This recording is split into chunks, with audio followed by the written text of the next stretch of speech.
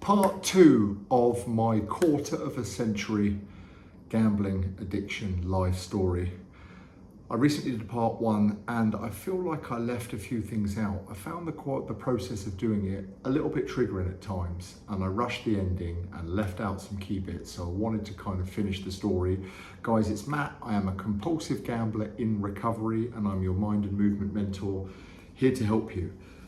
So a combination of kind of telling some of the stories that I hadn't really said out loud, thinking and kind of reflecting deeply about the gambling. I kind of did the part growing up into kind of teenage years, starting my working life, and then just kind of rushed it. And I think I filmed it outside. I was a little bit conscious of the sound quality and whatnot, and I maybe didn't quite do it justice. So I wanted to continue with a part two today.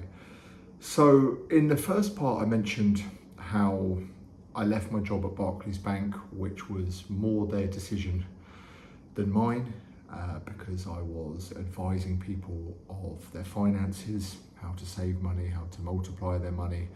And the fact that I was turning over multiple times my salary through different bank accounts was a clear indication that my life was not fully together. I think when they found out about it, they actually thought potentially something more sinister was going on, and I could almost sense an element of relief when I actually confessed that I had a gambling problem. I suppose there's a multitude of other things I could have been doing, high-level money laundering, all sorts of fraudulent activities across the globe, and not to excuse gambling addiction, it kind of made it make sense.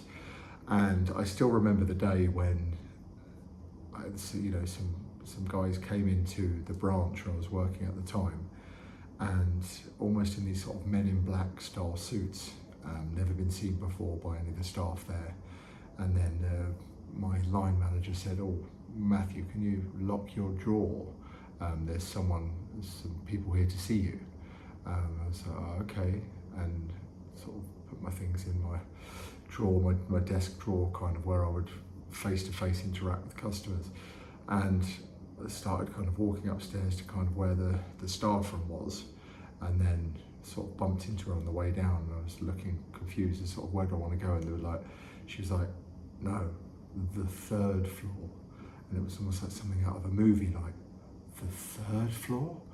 Like, oh my God, nothing ever happens on there apart from like the fire search in the morning. Like, this is quite something. And they pulled out my bank account records, and it showed that, like I said, I was earning whatever salary, and there was multiple times that going through various different bank accounts, and the turnover was really quite inflated. And it was because of the nature of, I was trying to free up surplus money to rob Peter to pay Paul with my gambling behaviour. But at the same time, it made it look like there was maybe I had more money, or there was more money coming in, and really there was just kind of an amount of money that was never quite catching up. And I say, for those who've not seen the first part, I was essentially doing what's known as cross-firing, which is playing the bank at their own game, where I had a salaried account going into HSBC Bank, and I would write a cheque to my Barclays staff current account, and I would withdraw the money against that cheque before it cleared, and then I would go and do that again in another account, use that money to make sure that the first cheque cleared, and then kind of rinse repeat. And then I had a few different current accounts, so there was almost like a sum of money that was kind of constantly circling that never quite needed to be caught up and paid for, essentially playing the bank at their own game. So I never took a penny in form of any misconduct or any kind of fraudulent nature like that. But I got suspended over Christmas while they looked into it, and this was 2008 Christmas, and my line manager at the time, God bless her, she really, really wanted to keep me, and she fought tooth and nail to keep me. And just over that Christmas period where I was still getting paid and I was off, I just carried on gambling. And ultimately, when I had my hearing in February, start of February, it didn't end well in the sense that I had to resign, but she said, you know, if you'd have not gambled, we probably would have been able to keep you. Like, it's almost just looked at me like, I tried everything to keep you. Like, I kind of schmoozed to the powers that be, and you let me down. Like, if you could have just acted like you were shocked and cleared your head and not gambled, you might have kind of found your way out of the situation. But you know, but ultimately, because of the fact that I'd gambled again, that was when we kind of had to part ways. And again, I mentioned in the first part that then that made me kind of reflect on my life and think about, what do I really want to do? As much as it did come to quite an abrupt end at the bank, I was living for the weekend. I didn't feel hugely fulfilled. It wasn't what I wanted to do. And I started a career in a gym, studying to get my personal trainer qualifications. And that really kind of settled me down mentally. It really did. And for what is the longest time up until date, I abstained from gambling. So between around about the February 2009 and what was then up until New Year's Day 2013, I didn't even think about gambling. I loved my job in the gym, just doing membership sales at the time, studying to get my qualifications, training sometimes twice a day, finding out about nutrition and healthy eating, and really kind of finding a bit of a new purpose and a new passion in that regard. And gambling was the furthest thing on my mind. And then I just remember it was a cold, dark New Year's Day, and I just didn't have a lot to do, and I just felt like this bubbling of relapse urge, which probably didn't start on that day. It probably started a few weeks prior, over the Christmas period, and I just left it unchecked.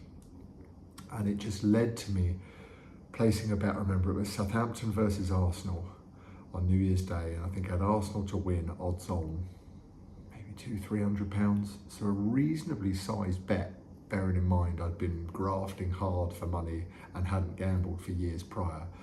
Ended up 1-1. That was it. It was right back into the pattern immediately. I remember just after the game finished, going to have a bath and just sitting in the bath and being like, right, you're done. You are done now, because all you can think about is what the fixtures are tomorrow. You know, you've got the endorphin rush, you've got the brain kind of just going haywire.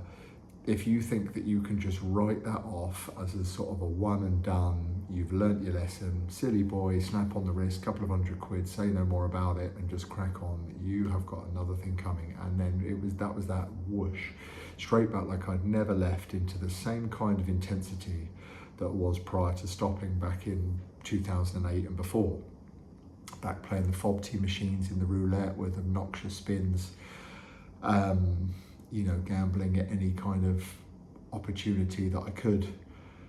And then it was around about a couple of years after that that I started gambling online, probably maybe 2014-ish time. I was quite late to the party online, because I'd always kind of perversely enjoyed actually going into the bookmakers to place bets, and the FOBT roulette machines kind of gave that casino experience where I didn't feel like I was missing out on that. I felt like I could create that in that world, and anything I wanted to bet on I could just kind of do in the shops. There's so many betting shops in my local area. So, but I think I got seduced by one of the William Hill offers, and it just made the ease and accessibility just so much more potent, in a sense that it just, well, why waste your time getting in the car and paying for car parking and driving up into the town centre for the shop when something's kicking off in 30 minutes? Just do it on here. It just made sense for it to be a lower barrier of entry to gamble, and I've made videos on this in the past. I think that's a huge problem in the modern day, the fact that you can just do it 5 minutes before a kick-off with the live odds seducing you while you're watching the TV. You can go into the toilet and do it if someone knows that you shouldn't be doing it. All kinds of problems, but that story is up for another day. And yeah, and then there was a real kind of period of almost like a relapse cycle where I started going back to Gamblers Anonymous, which is something that I'd originally dabbled with in 2009 when I left the bank. And I just kind of never really found the momentum with it. I never really found enough traction to kind of stick at it and it be something that would really become part of my routine. So I never really kept it going for any length of time. And I kind of retried that again to start going back to the place in Reading again. And then I would go through a real phase of putting together a few months of not gambling. So definitely coming to a place where I could find a hard stop with it. I'd spent all my money, I'd run out of cash flow. There's nothing else that I could access in that time. And then so I'd stop for a bit. And then invariably some money would build up. I'd forget about how bad the gambling times were. I'd be pulled back into it. And I just keep this cycle going for probably the next 5 or 6 years, up until around about the COVID lockdown time, maybe slightly further into that actually. And then I went for therapy. I went to see a therapist, and I went for the reason of gambling. I said, I've got a gambling addiction, I'm fed up with it, I can't really stop, and I'm looking to address this. And it was him that was helpful in some other ways, but kind of pushed me into the direction of getting diagnosed for ADHD, which I also mentioned in the previous video. This was something that I knew very, very little about, but one of the first things he said to me was, have you ever been assessed for this?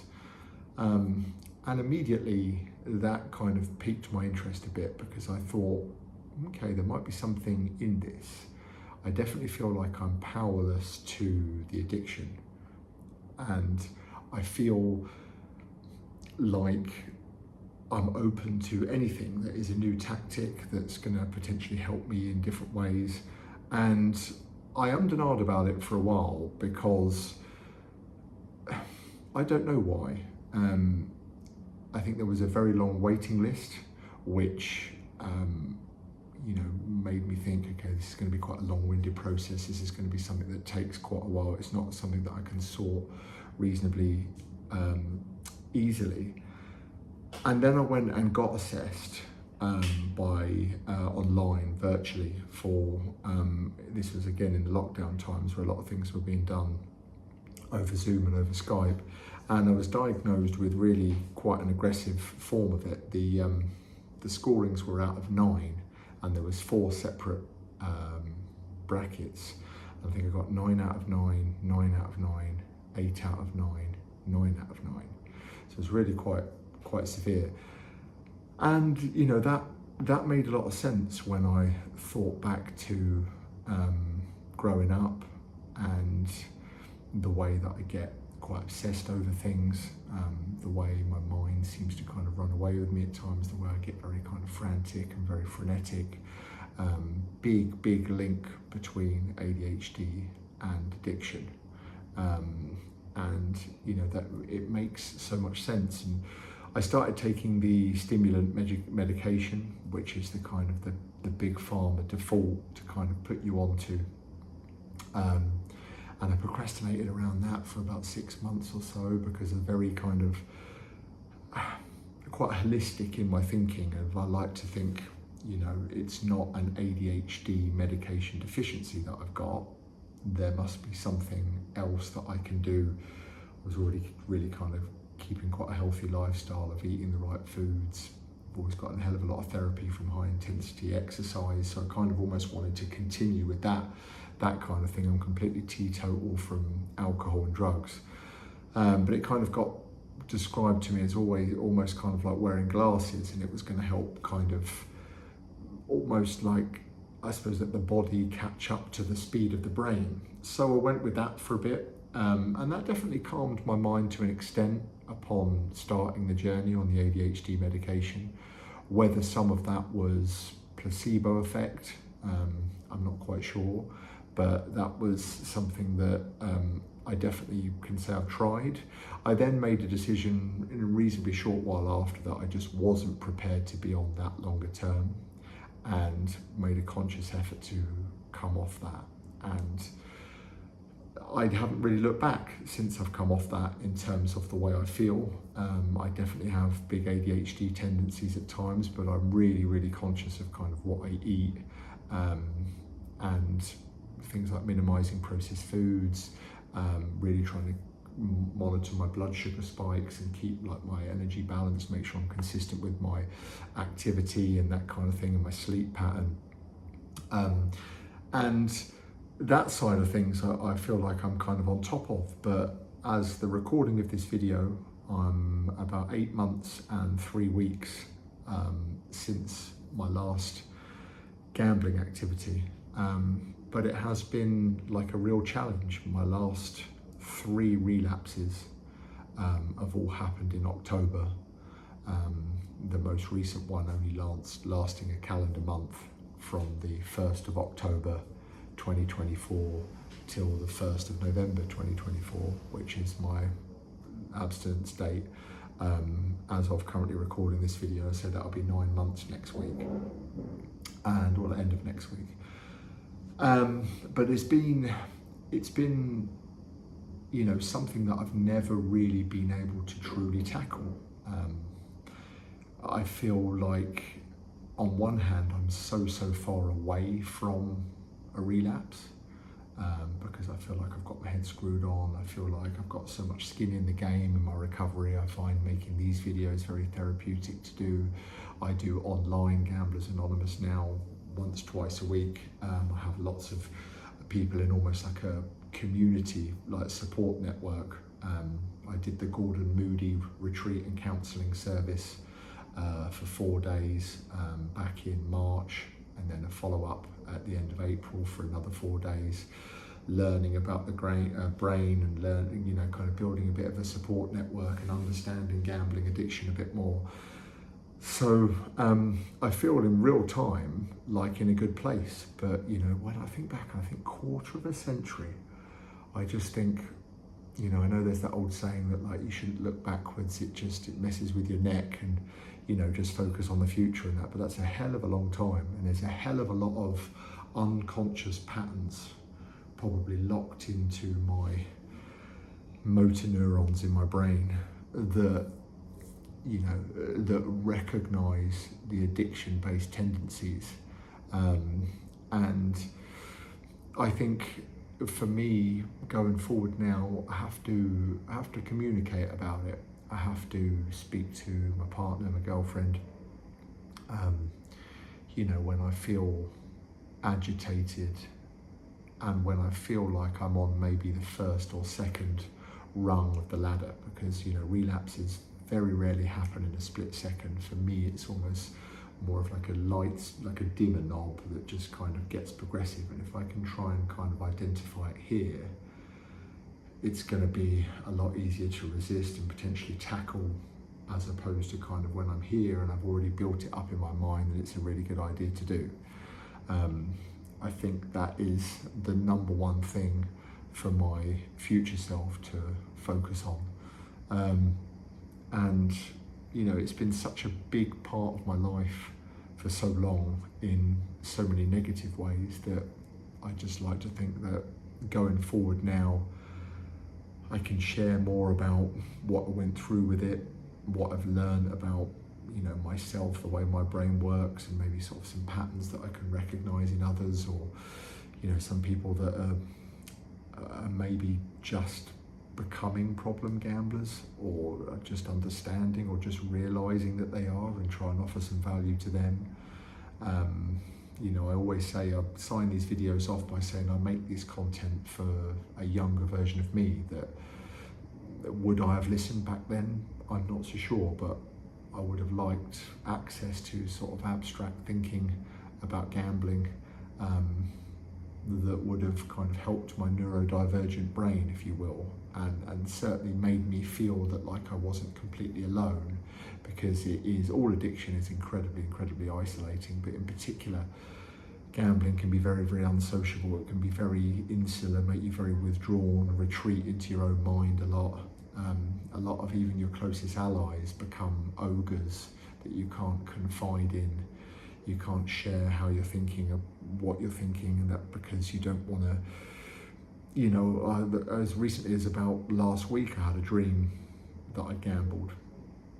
You know, and the old me would have kind of looked at that as, well, what's that saying about what I'm thinking? I'm obviously still craving, I'm obviously still wanting to do it. That's not good after years, decades of, you know, how am I still thinking about this? This could be something that I would remotely act on. And the next day I just said to my other half about it. She sort of said, well, you know, what do you think it means? I said, to be honest, I don't really know, but like, I'd rather just say it, because I'm not entirely in control of my subconscious mind when I'm asleep, and just be honest about it, as opposed to try and kind of be inside my own mind. You know, so much of gambling for me was about putting my brain to use, my overactive ADHD brain to use. I've said this before. And when it dovetailed into my love of sport, you know, my love of hyper-focus on certain material possessions like designer pairs of jeans that I wanted, you know, and the escapism from things that I didn't want to do, like confront my own limiting beliefs or anxieties or things like that. It became the perfect storm of a remedy, of a lens to live my life through in like a vacuum. I like to think now that I push back on the perceived positives that it would have given me by kind of trying to deal with problems in real time, try and be a bit more honest, you know, and just realise that I can never ever gamble again. There's no moderation for me. There's no Grand National Sweepstake for £1 if everyone else is doing it. There's no 50p for who can pot the most pool balls in a pool match. There's just absolutely nothing. It's just not a thing for me. And I think that's something that kind of recovery has really taught me, and the fact that I need to be proactive and visit my recovery in different ways with consistency. So that's a bit more of the story. It's very difficult to try and condense a quarter of a century. Like every time I say that, just staggers me, into a sort of a short, relatively watchable YouTube video without kind of banging on and on and on. But I will make more of these videos where I talk about other maybe highs and low points and points of reflection throughout the course of that, as well as other topics that I think are kind of useful, and things, mindsets, tips, tricks, world views that have helped me where I'm at the moment, you know, kind of get to this point. So if you enjoy this kind of topic, please feel free to share this video with people who you know might be struggling. You know, if you can subscribe to the channel, it helps me reach more people. I'm so passionate about this topic of problem gambling, which the trajectory of is very concerning and 100% heading in the wrong direction. I'm trying to do something about that through these videos. So feel free to like the video, drop me a comment. I respond to all the comments. Love chatting to you guys. And I will see you in the next video very soon. Thanks so much for watching. Take care.